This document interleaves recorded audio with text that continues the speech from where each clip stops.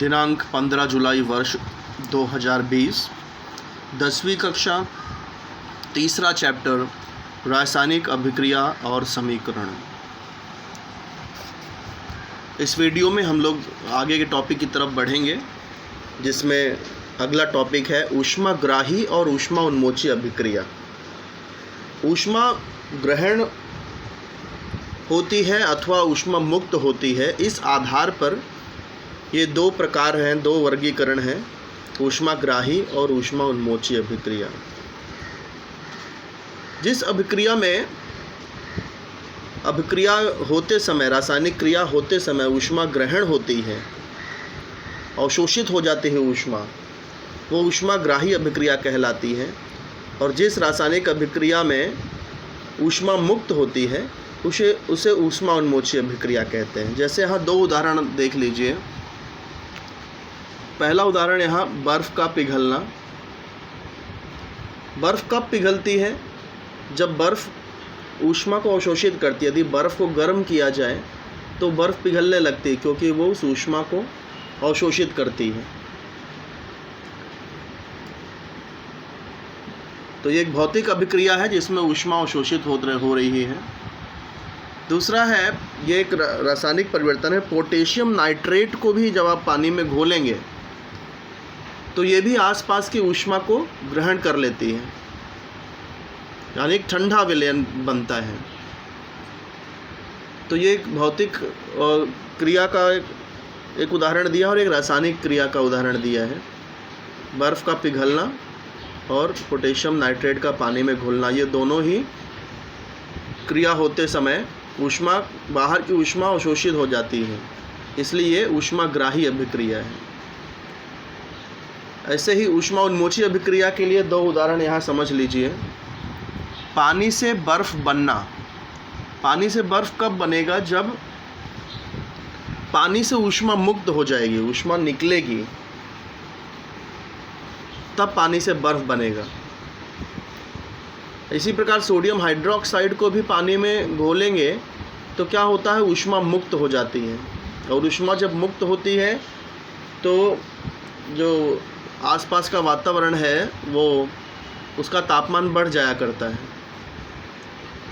तो पानी से बर्फ़ बनना एक भौतिक परिवर्तन है और सोडियम हाइड्रोक्साइड ये एक रासायनिक परिवर्तन है, लेकिन दोनों ही परिवर्तनों में, दोनों ही क्रियाओं में ऊष्मा मुक्त होती है, इसलिए ये दोनों उदाहरण ऊष्मा उन्मोची अभिक्रिया के हैं। फिर यहाँ पर एक और उदाहरण आप देख सकते हो, सांद्र सल्फ्यूरिक अम्ल। मैं ये वाली लाइन पढ़ रहा हूँ। सांद्र सल्फ्यूरिक अम्ल को पानी से तनु करने की प्रक्रिया में बहुत बड़ी मात्रा में ऊष्मा बाहर निकलती है। तो इसलिए क्या करते हैं? पानी डालने से पानी का तत्काल बाष्पीभवन होकर दुर्घटना हो सकती है। तो ये घटना टालने के लिए आवश्यक उतना पानी कांच के बर्तन में लेके उसमें थोड़ा थोड़ा सल्फ्यूरिक अम्ल डालकर हिलाते हैं, अर्थात एक ही समय में थोड़ी ऊष्मा बाहर निकलती, ज़्यादा ऊष्मा बाहर नहीं निकल पाती और दुर्घटना नहीं होती। अब यहाँ समझ लीजिए कि जो सांद्र सल्फ्यूरिक अम्ल है, सांद्र यानी बहुत तेज, बहुत प्रभावशाली, उसमें जब पानी मिलाते हैं तो तनु हो जाता है, यानी उसका प्रभाव कम हो जाता है। तो सांद्र को तनु इसलिए बनाया जाता है ताकि कोई दुर्घटना ना हो, प्रयोगशाला में प्रयोग करते समय कोई स्किन ना जल जाए। लेकिन अब इसमें क्या है कि जो सांद्र सल्फ्यूरिक अम्ल को जब तनु बनाने के लिए जब उसमें पानी मिलाते हैं तो वह एक ऊष्मा उन्मोची अभिक्रिया होती है और ऊष्मा मुक्त होती है। तो इसलिए बहुत बड़ी सावधानी वहाँ पर रखना होता है। तो ये प्रश्न कभी कभी परीक्षा में पूछा जाता है कि सांद्र सल्फ्यूरिक अम्ल को पानी से तनु करने की प्रक्रिया में सल्फ्यूरिक अम्ल में पानी डालने से बजाय सल्फ्यूरिक अम्ल में पानी डालने के बजाय पानी में सल्फ्यूरिक अम्ल डाला जाता है, वो भी बूंद बूंद करके। तो उसका क्या कारण है? तो उसका उत्तर आपको यही लिखना होगा कि यह सांद्र सल्फ्यूरिक अम्ल को तनु सल्फ्यूरिक अम्ल बनाने की जो अभिक्रिया है वो एक ऊष्मा उन्मोची अभिक्रिया है, जिसमें बहुत बड़ी मात्रा में ऊष्मा बाहर निकलती है। तो यदि सांद्र सल्फ्यूरिक अम्ल में पानी मिलाएं तो अधिक मात्रा में ऊष्मा मुक्त होने के कारण दुर्घटना भी हो सकती है। इसको टालने के लिए जितना आवश्यकता है उतना पानी कांच के किसी बर्तन में लेके उसमें थोड़ा थोड़ा सल्फ्यूरिक अम्ल डाल के हिलाते हैं। इससे क्या होता है कि थोड़ी थोड़ी ऊष्मा ही बाहर आती है, एक साथ में अधिक ऊष्मा बाहर नहीं आ पाती, तो दुर्घटना टल जाती है, दुर्घटना नहीं होती, दुर्घटना से बचा जा सकता है। तो ये आप याद रखिएगा, कभी कभी ये परीक्षा में प्रश्न पूछा जाता है कि सांद्र सल्फ्यूरिक अम्ल को तनु बनाने के लिए सल्फ्यूरिक अम्ल में पानी मिलाने के बजाय पानी में सल्फ्यूरिक अम्ल मिलाया जाता है। अब यहाँ पर एक कृति दी है, जो उदाहरण यहाँ हमने पढ़ा था, पोटेशियम नाइट्रेट का पानी में घुलना, दूसरा ये सोडियम हाइड्रोक्साइड का पानी में घुलना, इन दोनों का यहाँ पे कृति करके दिखाया गया है कि 2 प्लास्टिक की बोतल ली है और दोनों में 100 मिलीलीटर पानी भरा गया है, और दोनों में एक बोतल में 5 ग्राम पोटेशियम नाइट्रेट यानी कि KNO3 डाला गया है, दूसरी बोतल में 5 ग्राम सोडियम हाइड्रोक्साइड यानी कि NaOH डाला गया है, और उसमें उसको घोलना है। अब इसके बाद आपको बताना है कि कौन सा क्रिया करके बताना है कि कौन सी क्रिया ऊष्माग्राही है और कौन सी ऊष्मा उन्मोची है। तो इसे कैसे कर सकते हैं हम लोग? इसमें आपको तापमान के आधार पर आप बता सकते हो कि कौन सा ऊष्माग्राही है, कौन सा ऊष्मा उन्मोची है। ऊष्माग्राही अभिक्रिया में क्या होता है कि ऊष्माग्राही होते समय आसपास की वस्तुओं का, वातावरण का तापमान अवशोषित हो जाता है, तो इसलिए विलयन ठंडा हो जाता है। जबकि ऊष्मा उन्मोची में क्या होता है कि ऊष्मा मुक्त होने के कारण विलयन का और आसपास का जो तापमान है वो बढ़ जाता है। तो हमें करना क्या है कि सबसे पहले दोनों बोतल का जो पानी है उसमें तापमापी डाल के दोनों का तापमान हमें दर्ज करना है। उसके बाद सोडियम हाइड्रोक्साइड और एक बोतल में सोडियम हाइड्रोक्साइड को घोलना है और जो विलयन बनेगा उसका तापमान देखना है। फिर दूसरी बोतल में पोटेशियम नाइट्रेट को घोल करके देखना है और उसका भी तापमान चेक करना है। तो आप देखोगे कि पोटेशियम नाइट्रेट के घुलने पर जो विलयन बनता है उसमें तापमान कम हो जाता है, पहले की अपेक्षा तापमान कम हो जाता है, घट जाता है, नहीं ठंडा हो जाता है वो विलयन। बोतल को टच करके भी आप पता लगा सकते हो कि पहले की अपेक्षा ठंडी हो गई है बोतल। वहीं पर सोडियम हाइड्रोक्साइड जो पानी में घुला है उसमें यदि आप उस विलयन में तापमापी डालोगे तो तापमान थोड़ा सा बढ़ा हुआ पता चलेगा। बोतल को टच करने पर भी आपको थोड़ा सा एहसास होगा कि पहले से थोड़ी सी बोतल गर्म हो गई है। तो इस आधार पर आप पता लगा सकते हो तापमान के आधार पर कि चूँकि पोटेशियम नाइट्रेट के घुलने पर तापमान कम हो गया विलयन का, इसलिए ऊष्माग्राही अभिक्रिया है, और सोडियम हाइड्रोक्साइड के घुलने पर विलयन का तापमान बढ़ गया है, इसलिए ये ऊष्मा उन्मोची अभिक्रिया है। तो इस प्रकार से कृति द्वारा ऊष्माग्राही और ऊष्मा उन्मोची अभिक्रिया को समझा जा सकता है। यहाँ पर एक उदाहरण दिया है, ऊष्मा उन्मोची और ऊष्माग्राही दोनों ही अभिक्रिया का रिएक्शन देख लीजिए। कैल्शियम कार्बोनेट, ये CaCO3 जो है, CaCO3 कैल्शियम कार्बोनेट प्लस ऊष्मा, यानी इसे गर्म कर रहे हैं, ऊष्मा दिया जा रहा है, ऊष्मा अवशोषित हो रही है, तो क्या बनेगा? कैल्शियम ऑक्साइड बन जाएगा प्लस कार्बन डाइऑक्साइड गैस बन जाएगा। यहाँ पर ये ऊष्मा उन्मोची अभिक्रिया लिखा है, आपको इसको सुधार करना पड़ेगा। ये ऊष्मा उन्मोची अभिक्रिया नहीं है बल्कि ऊष्माग्राही अभिक्रिया है।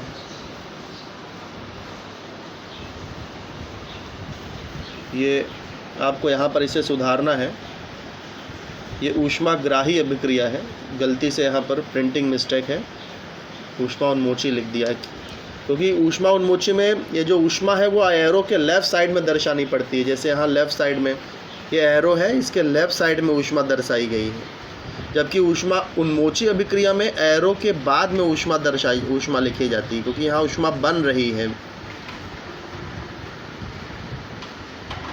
तो इसीलिए ऊष्माग्राही अभिक्रिया में ऊष्मा अवशोषित हो जाती है, तो इसलिए विलयन का तापमान कम हो जाता है, क्योंकि विलयन में ऊष्मा नहीं है यहाँ। और जबकि ऊष्मा उन्मोची में क्या होता है, विलयन के साथ ऊष्मा का भी निर्माण होता है, इसलिए ऊष्मा उन्मोची में विलयन का तापमान बढ़ जाया करता है।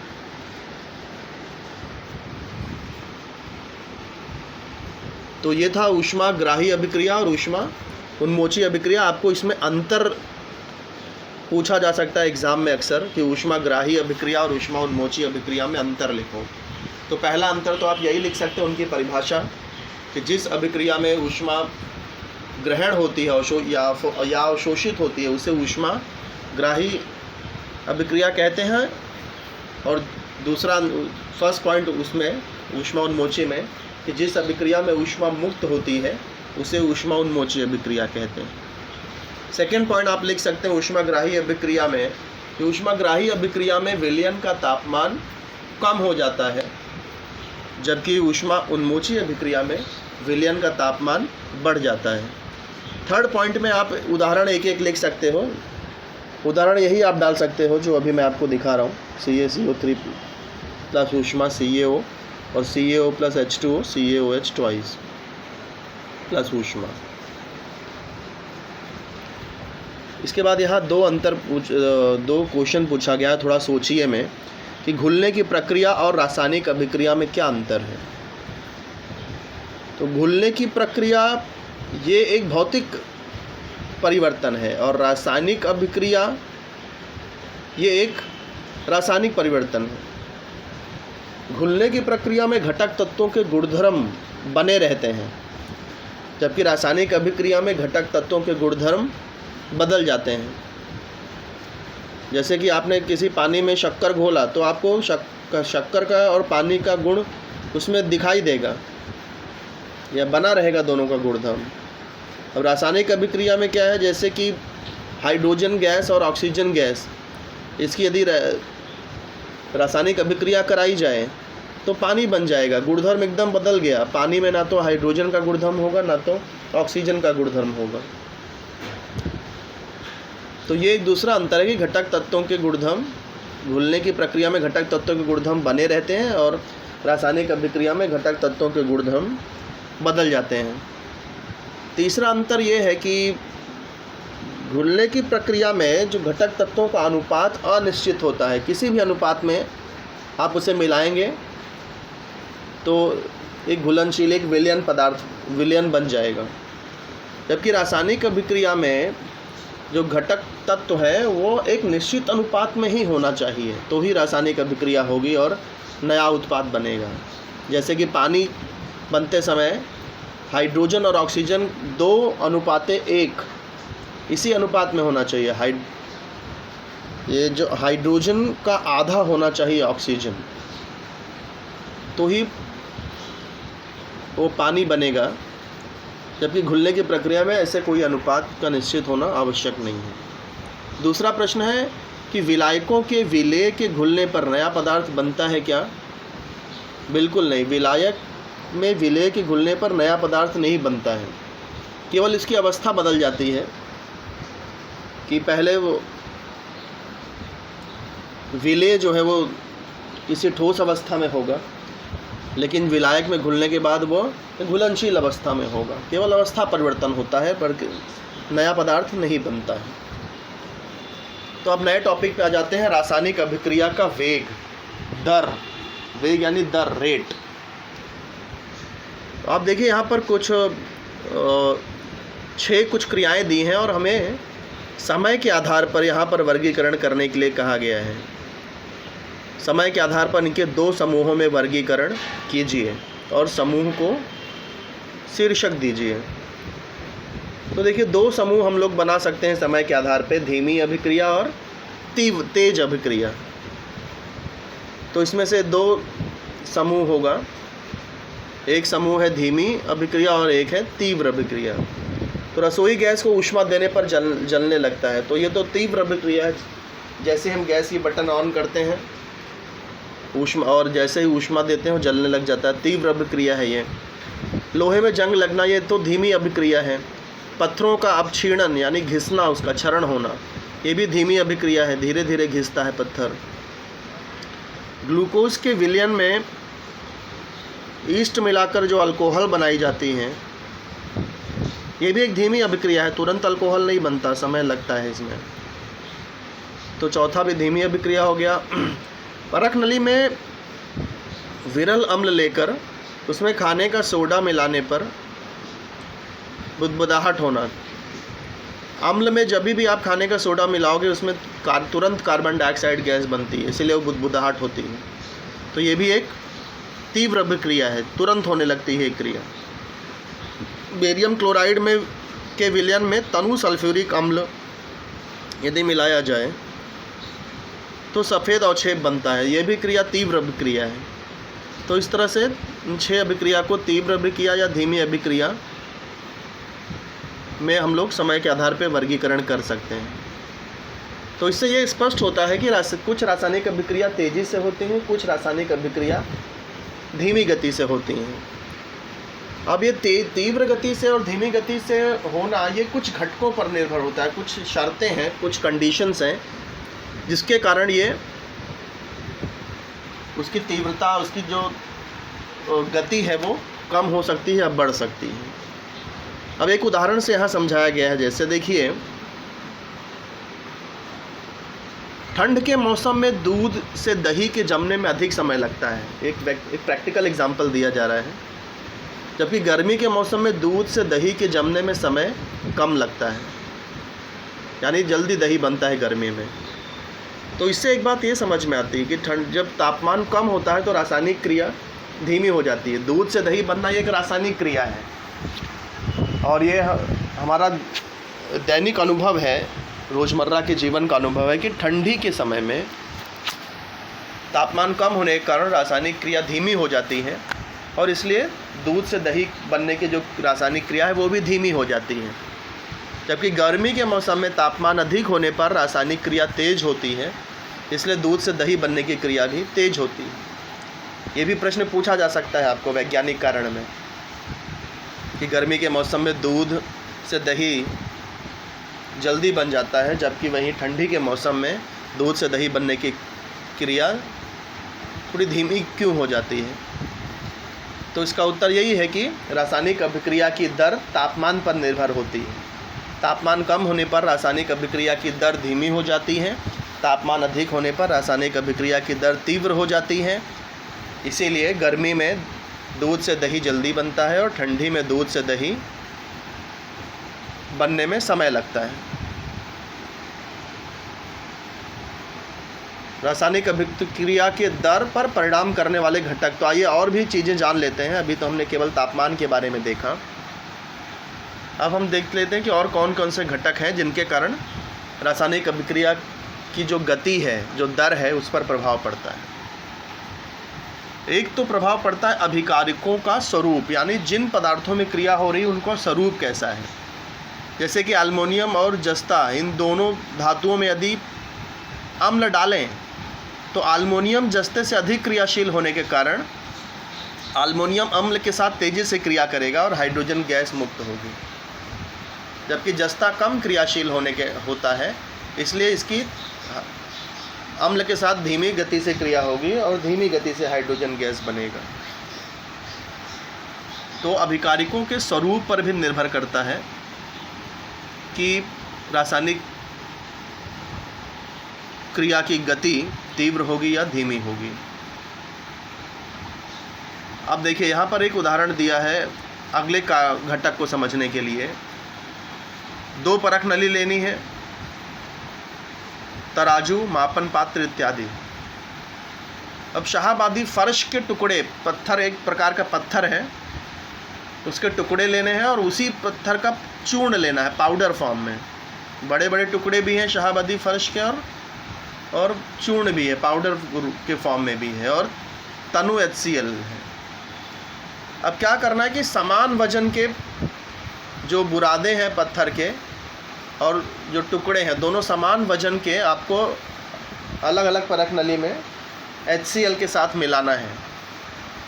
तो आप देखोगे कि जो चूर्ण है, पत्थर का जो चूर्ण है वह HCl के साथ, हाइड्रोक्लोरिक अम्ल के साथ तेज़ी से क्रिया करता है, जबकि जो बड़े बड़े टुकड़े हैं उनमें ये क्रिया धीमी गति से होती है।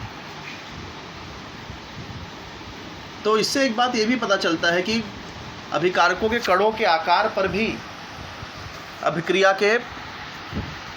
की दर जो है निर्धारित होती है। यानी कि कणों का आकार जितना छोटा होगा रासायनिक अभिक्रिया उतनी तेज होगी, और अभिकारक के कणों का आकार जितना बड़ा होगा रासायनिक क्रिया उतनी धीमी हो जाएगी। फिर है अगला घटक अभिकारकों की सांद्रता। सांद्रता पर भी निर्भर करता है कि उसकी गति कितनी होगी।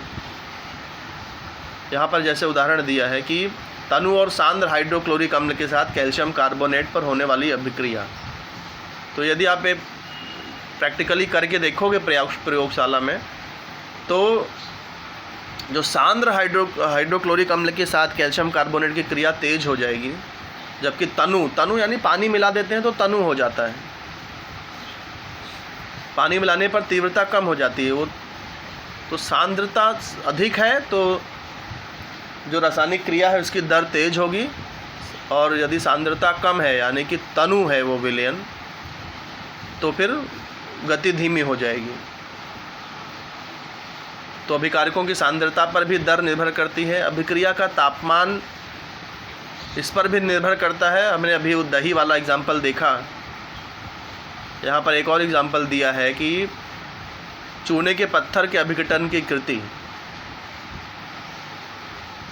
चूने का पत्थर कैल्शियम कार्बोनेट को जब हम गर्म करते हैं तो calcium oxide plus carbon dioxide gas बनता है। वही यहाँ पर एग्जाम्पल दिया है कि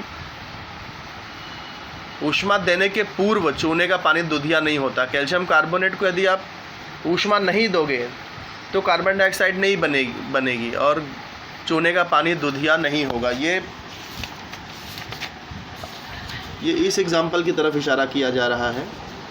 जैसे यहाँ पर हमने कैल्शियम कार्बोनेट को गर्म किया था तो कार्बन डाइऑक्साइड गैस बनी थी। कार्बन डाइऑक्साइड गैस चूने के पानी में जब जाती है तो चूने के पानी को दुधिया कर देती है। ये वाली रिएक्शन की बात हो रही है। तो कैल्शियम कार्बोनेट जो परख नली में लिया है, जिसे जब हम गर्म नहीं करते तब ये जो चूने का पानी है इस परख नली में वो दुधिया रंग का नहीं होता। क्यों नहीं होता? क्योंकि ऊष्मा जब नहीं देते तो तापमान कम होता है और रासायनिक क्रिया बहुत धीमी गति से होती है या तो नहीं होती, इसलिए कार्बन डाइऑक्साइड नहीं बनता और चूने का पानी दुधिया नहीं होता। जब हम ऊष्मा देते हैं तो रासायनिक क्रिया तेज हो जाती है, तो कैल्शियम कार्बोनेट विघटित होता है और कार्बन डाइऑक्साइड गैस बनती है और चूने का पानी दुधिया हो जाता है।